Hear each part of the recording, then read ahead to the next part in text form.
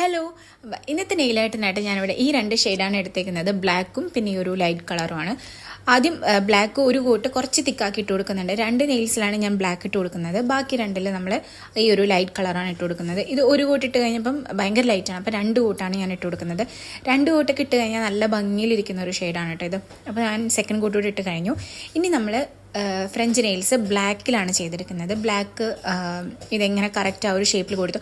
കുറേ പേര് എൻ്റെ അടുത്ത് ഫ്രഞ്ച് നെയിൽസ് വീഡിയോ ഇടാൻ വേണ്ടി പറയുന്നുണ്ട്. ഞാൻ ഓൾറെഡി വീഡിയോ ഇട്ടിട്ടുണ്ട്, അത് നിങ്ങൾക്ക് ഷോർട്സിൽ കാണാം. അല്ലാതെ ഞാനിപ്പോൾ തന്നെ ഒരു വീഡിയോ അപ്ലോഡ് ചെയ്യാം കേട്ടോ.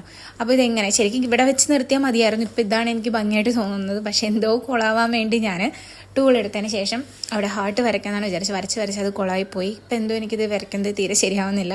നിങ്ങളപ്പോൾ നല്ല ഭംഗിയിലൊക്കെ വരയ്ക്കുക. എൻ്റെ ചെരിഞ്ഞും വളഞ്ഞൊക്കെ പോയി. പിന്നെ ഞാനത് റിമൂവ് ആക്കണ്ടെന്ന് വിചാരിച്ചിട്ട് ചെയ്തില്ല. അപ്പോൾ ഇതായിരുന്നു ഫൈനൽ ലുക്ക് ഉണ്ടായിരുന്നത്.